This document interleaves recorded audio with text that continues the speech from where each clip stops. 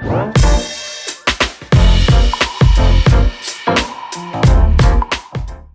Amanda, welcome to the His and Her Money Show. Hello, Amanda. Hello, thanks for having me.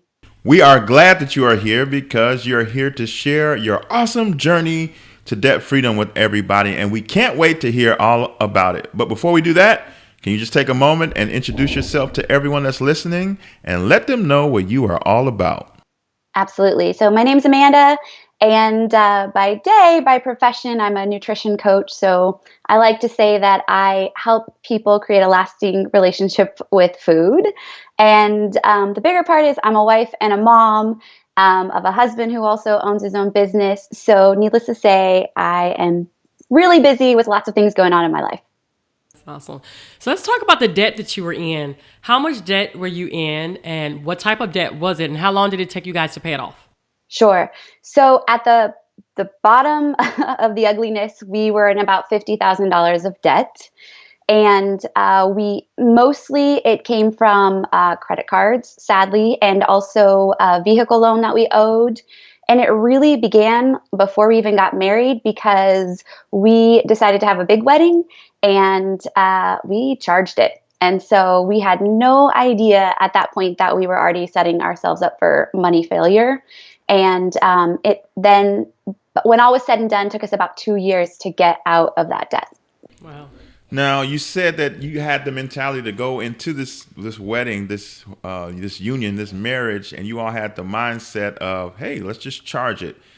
What was your upbringing like in regards to learning about money? Did your parents instill any types of principles in you, or did you have to kind of go and learn about money on your own? Yeah, I would say that my parents were never irresponsible with money, but they were always comfortable having credit card debt. And that was apparent to me growing up. And I can't say they really ever, taught me the value of saving and spending money only when I had it.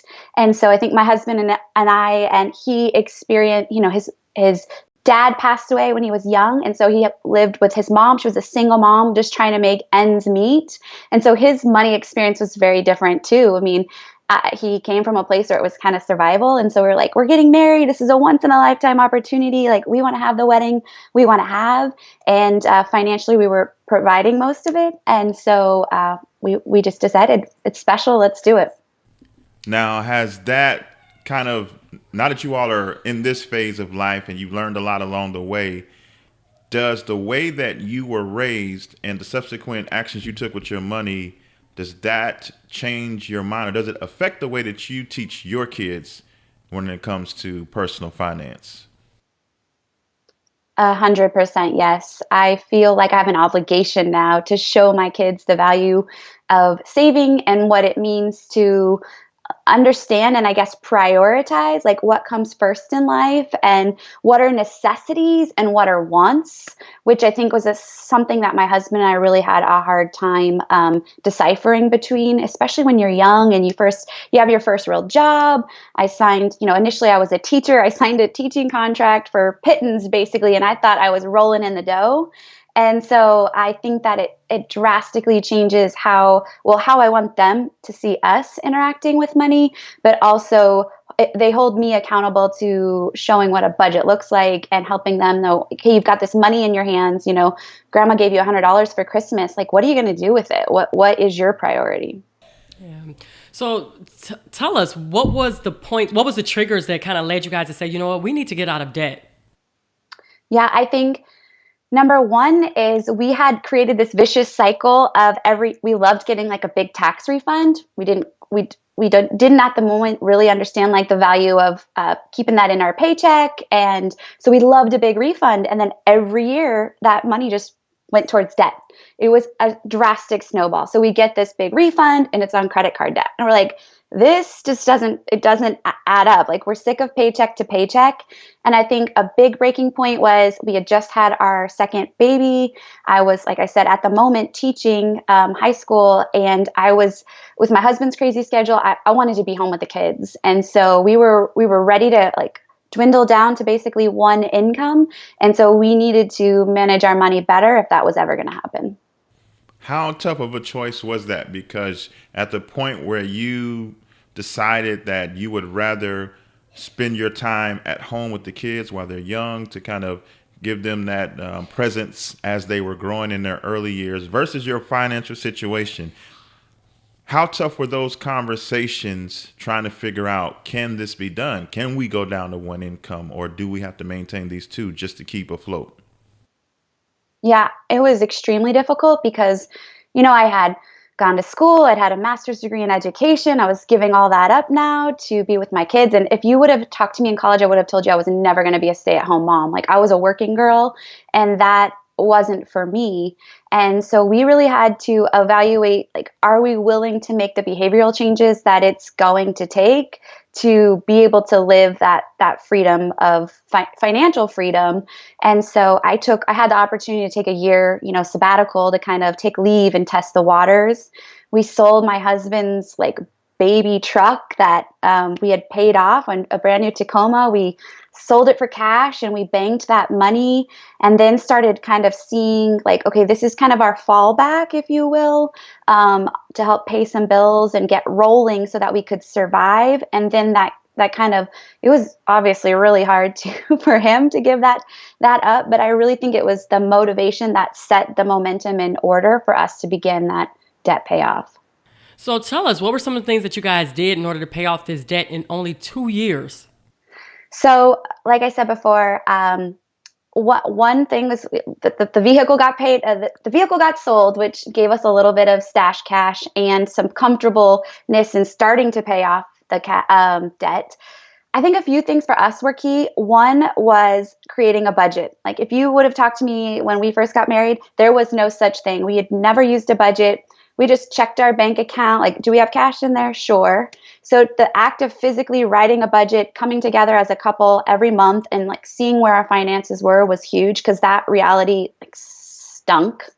And we stopped eating out so much. That was a place we spent a ton of money. So looking at how much money we were paying, when you can break down your bank statements and see where that money is going every month, that was absolutely a place we cut back. Another thing was just going by a cash pay system. I find it completely life changing to have to spend cash every single time. So I'm a big fan of an envelope system, whether you do it, physical cash or you're paying with, an electronic envelope system. But for us, that was a game changer because at the beginning of the month, we pulled out our cash, and initially we couldn't even afford to pull out an entire month's worth of cash. We just didn't have it. So we were pulling out enough cash week by week so that we could kind of survive. And we've stuck to that. Out of debt now, and I still am pulling out grocery money for the month, spending money for the month, all that stuff, because that works for us. And I think the last thing that was a game changer was creating some sort of sinking funds or, baby savings accounts, however you want to call them. But treating savings as a bill became totally a necessity, so that, Christmas is a huge one for us. We look at December, we overspent in December all the time. And now it's like we get to December and I have this savings account that's ready for me to buy Christmas gifts and there's zero pressure. So I would say all of those things were definitely game changers. The first thing you said was you all had to learn how to budget. How tough was that for you and your husband? One, because you all weren't familiar with budgeting the way that you are now. How tough was it for you all individually to figure it out? And then how tough was it for you all to do it collectively and get on the same page? Sure.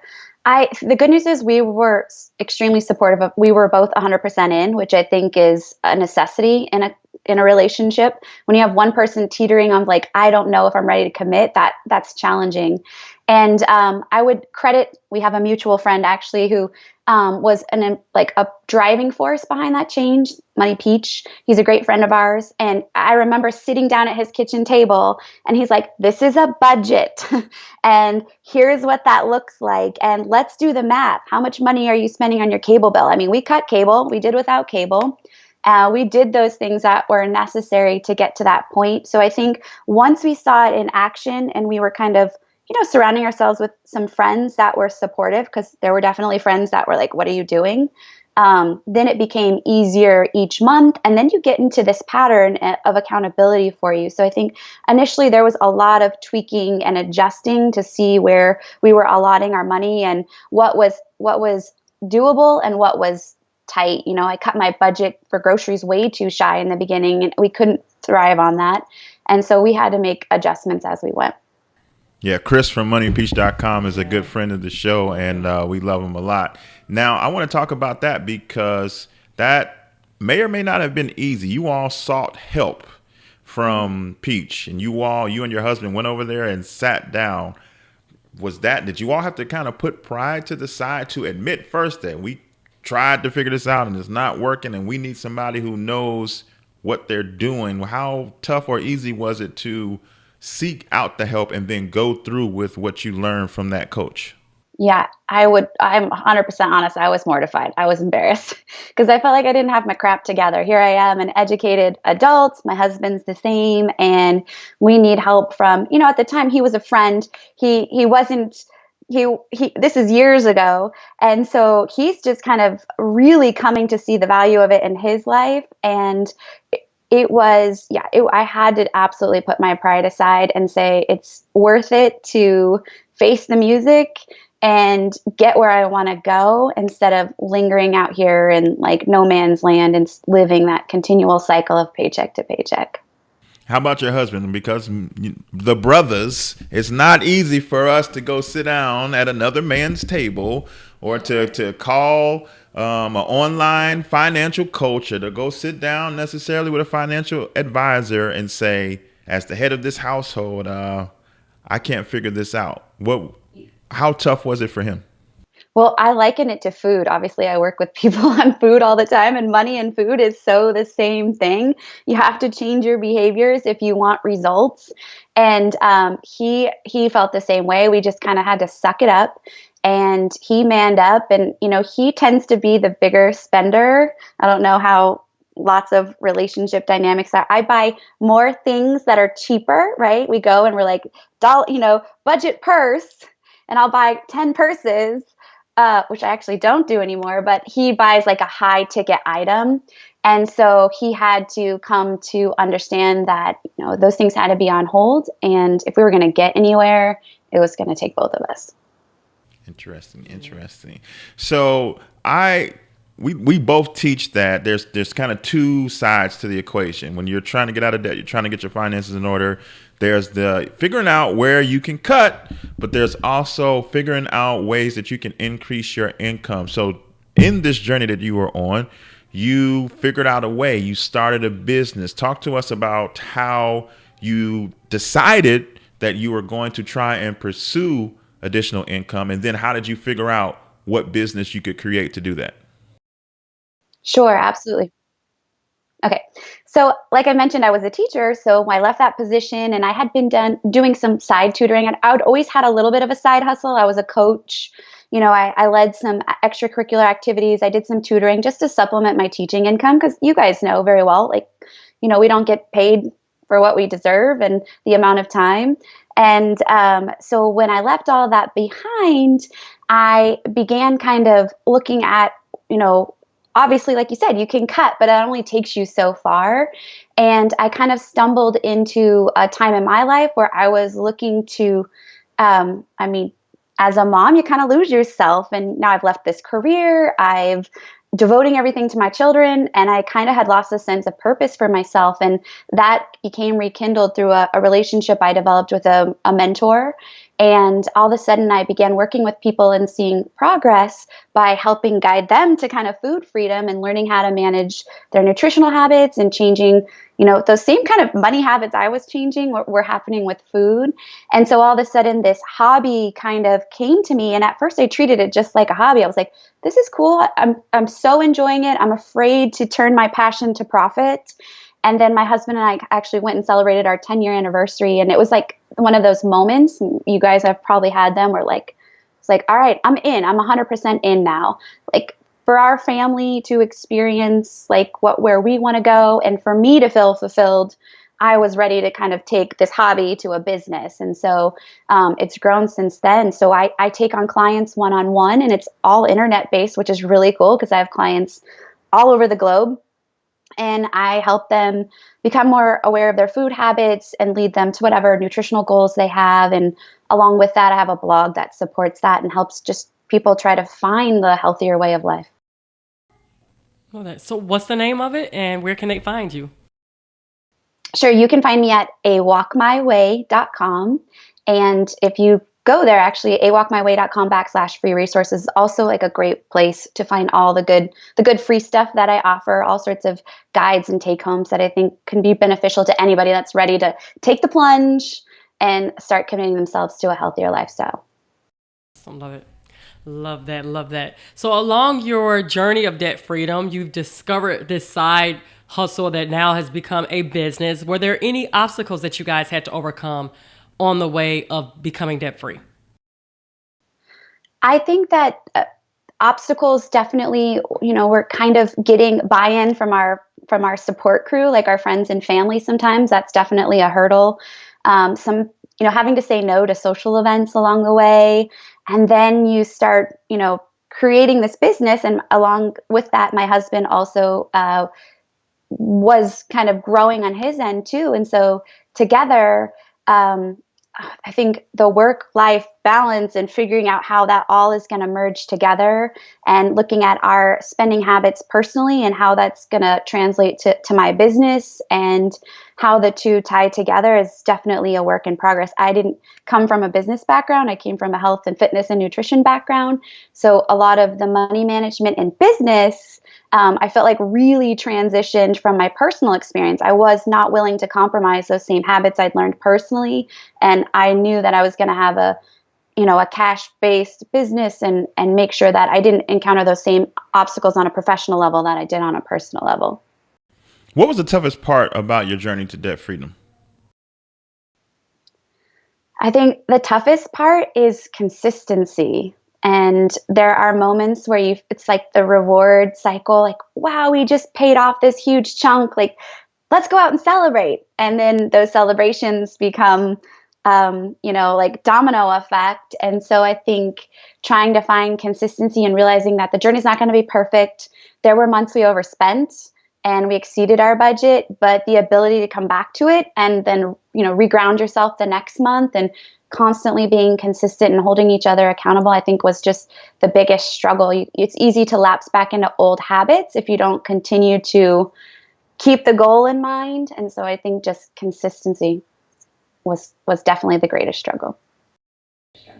Speaking of that, I think we want to talk about motivation a little bit because that's something that people have a struggle with. And I want to dig more into that right after this commercial break. Does your credit score have you down and looking for solutions? You may just find the answers you're looking for with Credit Sesame. Credit Sesame is your solution for a free no-hassle credit score, credit analysis, and tips for managing your money. They are here to help you take control of and have the tools you need to bring about a bright financial future. Get empowered today. There's no credit card required. Receive identity theft protection up to $50,000 and discover a marketplace for credit and loan officers that will help you get to your next level. Visit hisandhermoney.com/credit sesame for more details. So, Amanda, right before we went to the break, you were kind of breaking down the fact that one of the big tough parts of becoming debt free was your ability to stay consistent. Talk to us, to those who have that same struggle and they start their journey, they're super motivated, they are ready to rock and roll, and then they get into it and motivation wanes a little bit and their consistency wanes a little bit. How do you bounce back when you lose that motivation, when you lose that consistency? How do you get back on track? How did you all get back on track?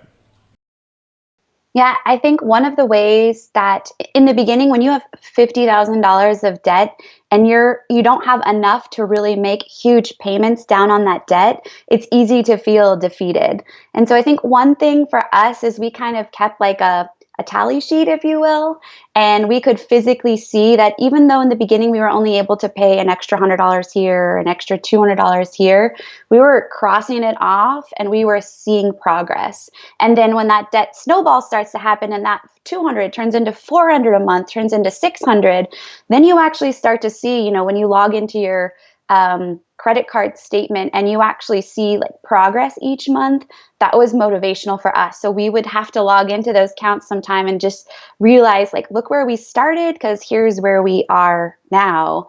And that kind of spurred on progress, over time. And I think the other place that's motivation was, we always said like, what do we want our life to look like? And so the only way we're going to get to that vision is if we like motivate and hold each other accountable, because like we want to travel with our kids.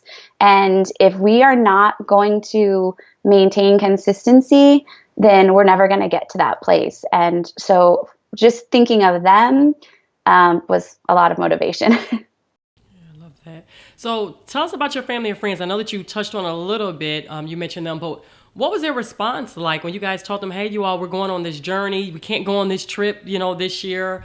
And what was their response like when you all finally did become debt free? Um, you know, the funny thing is that I don't think a lot of people, we didn't throw a party. We didn't like post it on social media, right? It was our own little private celebration because so much of the journey was so private. And I'm sure everybody feels differently about that. I remember the moment paying off the last like little payment that was due, and we both kind of looked like each other and it's shock. And I think for most friends, it forced them to think about where they were. So it wasn't always that they weren't supportive. It's that they kind of wished they were willing to make the same commitment. And so it came off, honestly, as a lack of support. For the most part, I think people were willing to stand by and just kind of watch things play out and almost like, it's not that important that they are debt free, because they didn't want to make that priority. And I think when all was said and done, they see the lifestyle and they see that now we're on the other end of it. And so that's extremely motivating for them to want to come along as well. Speaking of the other end of it, what have you all been able to do with your life now as a result of being debt free that you wouldn't have been able to do if you were still knee deep in that debt? Yeah, I think one thing is just have an emergency fund. One thing I didn't mention is at one point, as a really new couple, we made a really poor real estate investment. And that unfortunately hit us hard. And it was one of the debts we had that kept getting us deeper into the hole. And we luckily got out of that along the way. But I think that because we didn't have any of that, um, we were able to focus a little bit more on creating an emergency fund. We didn't even know what that was. And so I know that it seems maybe unimportant, but to have change in the bank to know if our refrigerator breaks or the kids have an emergency or our house needs some sort of attention, I don't have that anxiety anymore, the stress of figuring out how I'm going to pay for that emergency. And honestly, it's been one of the, just, we can look at each other and say, wow, like if it happens and we have to put $2,000 for, an expense we didn't plan on, it's okay because there's still more left. And like I said before, traveling, just being able to plan trips, paying cash for the trips up ahead of time, going and not feeling like I'm coming home from a trip with, thousands of dollars in credit card debt is very liberating. So walk us through that moment when you guys paid off that last debt payment. So the last debt payment was actually a student loan. And it was the final straw. And I remember kind of like almost hesitating, like, are you going to send? Are you going to send? Are you going to hit send? Like, what's going to happen? And we clicked, and it was just a big sigh of relief because we knew at that moment we were never going back. And that was it. Like, we knew we had worked so hard. And so it was just a big, huge burden of relief. And we knew that like the rest of life wouldn't be perfect as far as budgeting. And of course we've wavered and not, every month doesn't look perfect, but it wasn't going to ever be back at that place. So you and your husband paid off $50,000 in just 2 years. Looking back over that journey, what do you think was the biggest lesson about life that you learned during that time? Biggest lesson about life. I think that a few things, but the number one was just for our marriage, coming together and creating a vision of what we knew life could look like, and kind of getting out of some of the habits that we grew up with, made us realize that we don't want that for our kids. And we want to help them be exposed to what their potential could be with money at an early age. And so I think it's not necessarily a lesson to us, but a lesson in parenting for them, to make sure that they get a jump start from where we began life. Did you learn anything about yourself, or did your husband learn anything about himself as a result of going on this journey that you didn't know was in you before? Well, I think something that's interesting we always talk about is I am more frugal now with more money than I ever was with less money. And so the delineation between wants and needs have totally changed for us. And we're just willing to go through, like, to have so much less because it isn't as important. And I'm willing to shop, at TJ Maxx over Coach or whatever else was, the name brand at the time when I was first married. So I think that that's been definitely a lesson learned for us. Are there any book recommendations that you can recommend to our audience around, it doesn't just have to be money, but it can be any book in general that has helped you along the way? I think, I didn't financial books and stuff. My husband's definitely the listener of them. But one thing that I think is so applicable to this, along with, entrepreneurship, business, is The One Thing. Have you guys read The One Thing? Haven't yet, but Gary Keller by Gary Keller is Yeah. definitely on our list of must reads. Yeah, although you said I wouldn't like it. No, because Ty's the big super multitasker. Yeah. And this book is But I think that's why it helped me. from what I hear, this book teaches you the opposite And of I that. think I need that in my life. I felt the same way because I felt like I had all these like business goals starting 2018, and a few things happened early on that totally shook that up. And I realized that I am the ultimate multitasker too, and I'm really only giving like a fourth of what I could be. And so taking a step back and looking at like, okay, what is my one thing right now? And I want to give 100% to that. And so I think that's a definite read then for you, especially. I'm getting it. I want that book. Yes, ma'am. It's yours. So, Amanda, if somebody is listening who heard your story, who loved your story, and like they're like happy for you, they're happy for your husband and what you all were able to accomplish, but then they take a step back and look at their own personal life and their own personal circumstances, the amount of debt that they're in, and they're not so sure that they have what it takes to do what you all did. What words of encouragement would you offer to that person if you had the chance to talk to them one-on-one? I would say if we can do it on a single income, and let me tell you this, my husband isn't working in the corporate world. He's a police officer. So he's a city employee. I was a teacher, and we decided to go to one income to pay off what seemed like daunting debt at the moment, that it is 100% feasible if you break it into small, manageable steps. Instead of looking at like, I've got $50,000, what am I going to do? Then you take, okay, where's the smallest debt first? And you pay that bad boy off. And then it feels like, okay, I've accomplished something. So I know everybody wants to say like, if I could do it, you can do it. But cliche or not, it's definitely true, because I never thought that we would be where we are today. You just have to make it manageable for you and realize don't bite off more than you can chew. Like, just break it up into steps that feel really manageable and that make you feel accomplished. Back to the task list. I like checklists. I like to see progress. So make it in a way that like gives you that feedback. Love it. Love it. So tell our audience more about your site again. So tell us where we can find you at and how they can connect with you.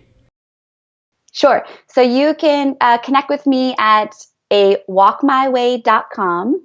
Like I said, there's coaching resources and there's a blog that fully supports, whatever. There's lots of healthy recipes. There is just mindset, working on your mindset when it comes to food, which is something just like money that a lot of people struggle with. And you can find me on social media at the same handle, at A Walk My Way, on Instagram, Pinterest, and Facebook. And all of those places, I just try to provide lots of good ideas, lots of quick things that you can implement into your life that are fast, not overwhelming, and just little ways to jumpstart health. Amanda, congratulations. Congrats. You are debt free. Yay. $50,000 in 2 years is incredible. And we are super appreciative that you took some time out of your busy schedule to share this journey with our audience today. Thank you. Thank you. Thank you so much for having me. It was so great to be with you guys.